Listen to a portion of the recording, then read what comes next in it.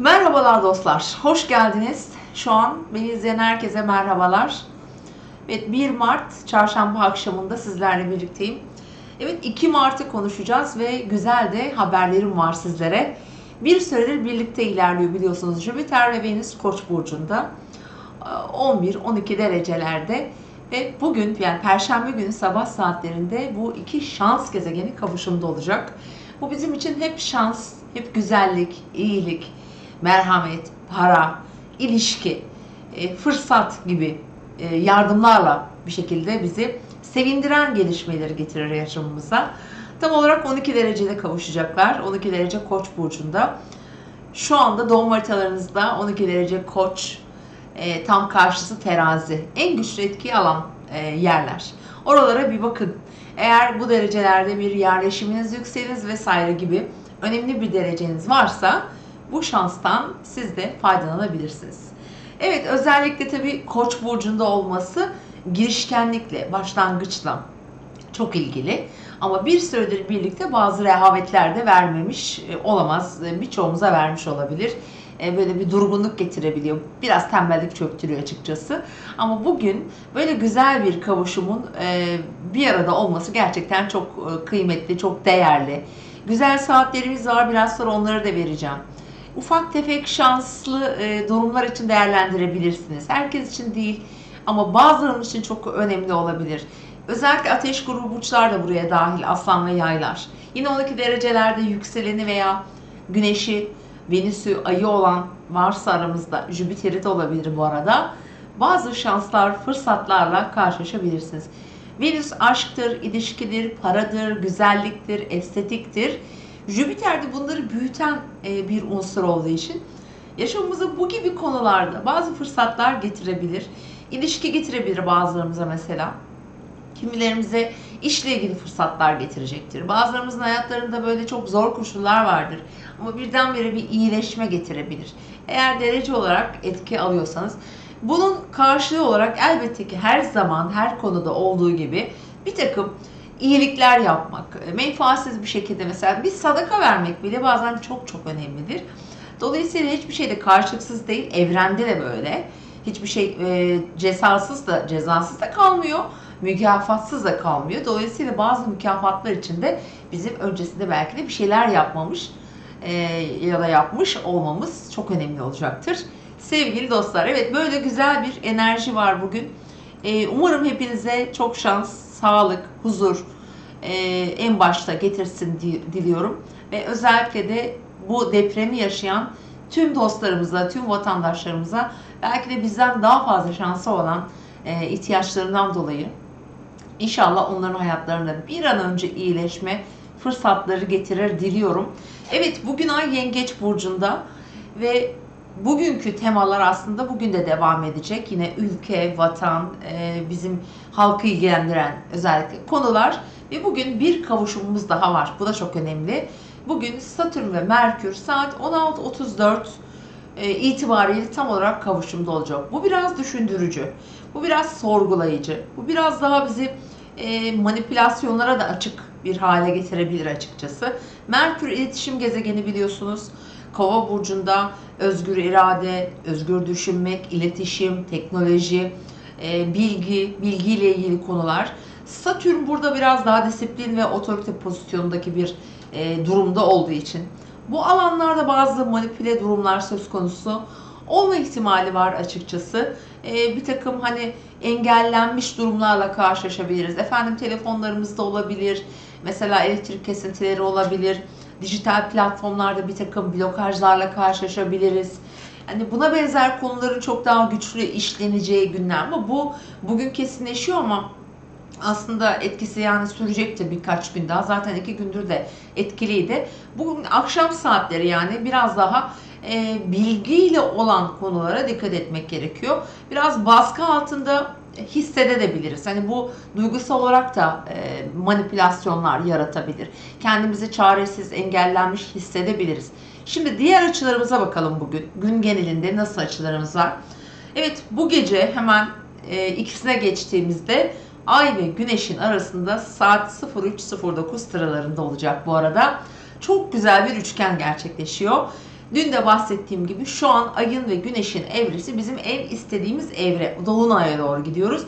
Olumlu açılar alıyor gökyüzü. Bizim yaşamlarımızda iyi koşulları ön tarafa getirir. Özellikle anlaşmalar yapmak, karar almak, fikirleri uygulamak ve herhangi bir konuda başlangıç yapmak için tam da istediğimiz bir durumdur bu. Dolayısıyla tam da Venüs'ün de tabii ki kavuşumda olması Jüpiter'le ki büyük şans diye nitelendiririz. Mesela bu anda bir başlangıç yapmak, tam bu anda bir mesela ne olabilir? Atıyorum şu anda bir sosyal medya hesabı açtınız. Bir banka hesabı açtınız ya da bir birikim yapmaya karar verdiniz veya birisiyle ilgili yeni bir duyguya başladınız. Böyle bir duygu beslemeye başladınız.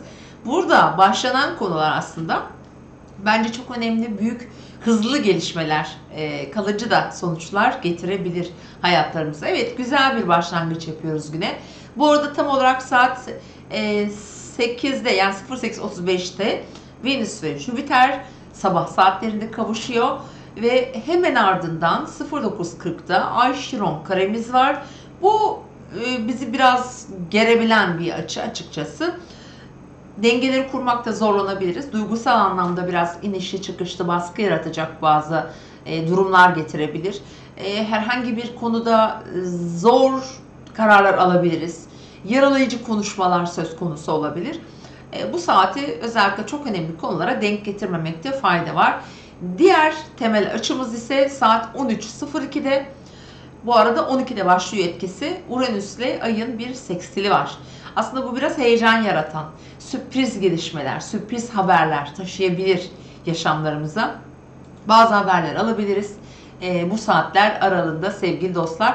Hemen şöyle haritamı açarak ben biraz daha detay vermek istiyorum size bugünle ilgili. Yine ülke gündemi, aileyle ilgili konular, ev, gayrimenkul, depreme dair yine yasalarla ilgili bir takım konular söz konusu olabilir.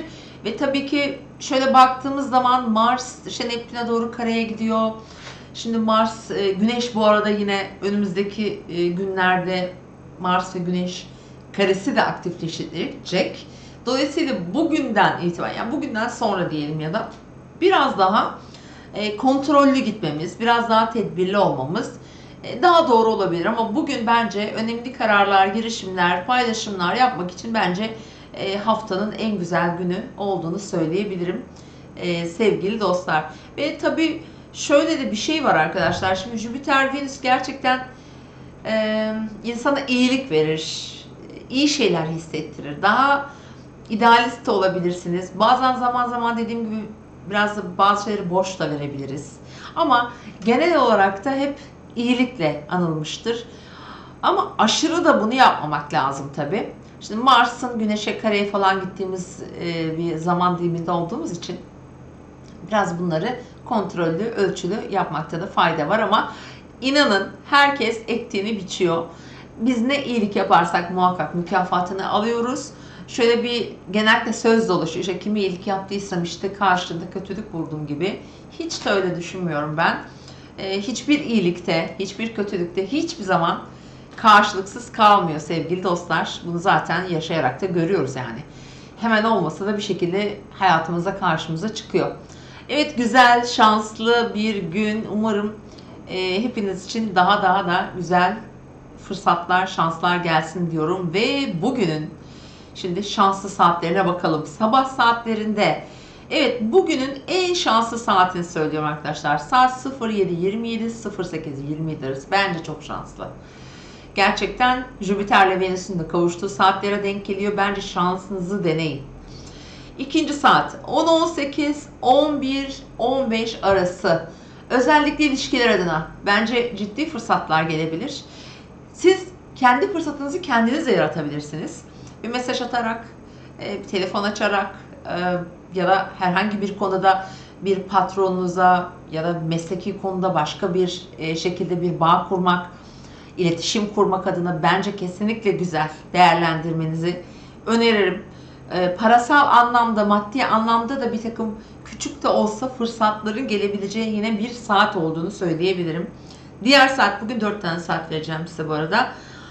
16.57, 17.54 akşam saatlerine denk geliyor. Şimdi bu saat Zaten Merkür-Satürn kavuşumu olacak ya akşam saatlerinde.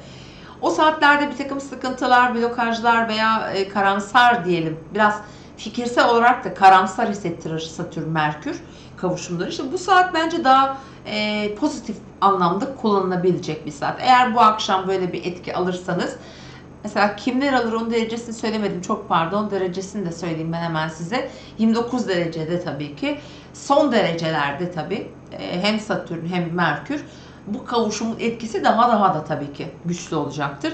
Dolayısıyla bu verdiğim saat önem arz edebilir açıkçası. 16.57-17.54 arasını kullanın.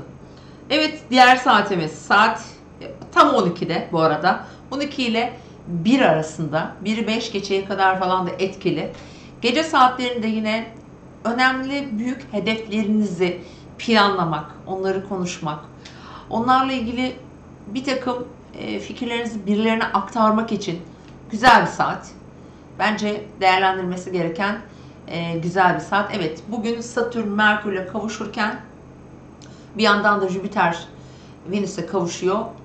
Biri tam tersi açı aslında ama inşallah diyorum Jüpiter ve Venüs'ün kavuşumu tüm kötülükleri ezer, geçer ve hayatımıza daha olumlu şeyler getirir. Ama şunu da söylemem lazım ki eğer Satürn Merkür'le kavuşuyorsa bir yerde bir şeyleri durdurmamız gerekiyor olabilir. Böyle de düşünmemiz gerekiyor. Çünkü hani Satürn olduğu zaman bir engel oluyor ama genellikle mesela bir şey konuşmak istiyorsan ama susturulduğunu ya da susman gerekti ya da fikrini ifade edeceksin ama herhangi bir nedenle edemedin.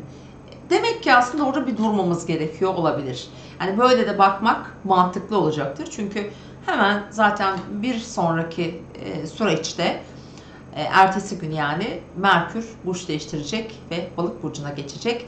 Biliyorsunuz 7 Mart'ta da Satürn Balık burcuna geçiyor. Demek ki balık günler bizi bekliyor. Dolayısıyla da kendini daha etkileyici şekilde ifade edebilme fırsatları doğacak demek oluyor. Böyle de düşünün eğer böyle bir potansiyelle karşılaşırsanız sevgili dostlar. Evet, ben bu akşam bir tane daha video yayınladım. Spontan olarak oturdum. Hiç planlanmamıştı. Hiçbir tarih yazmamıştım. Spontan bir yayın yaptım. Mart ayında olabilecek konulardan, tarihlerden bahsettim. Neler olabilir diye onları anlattım. 15-16 dakikalık bir video. İzleyin arkadaşlar.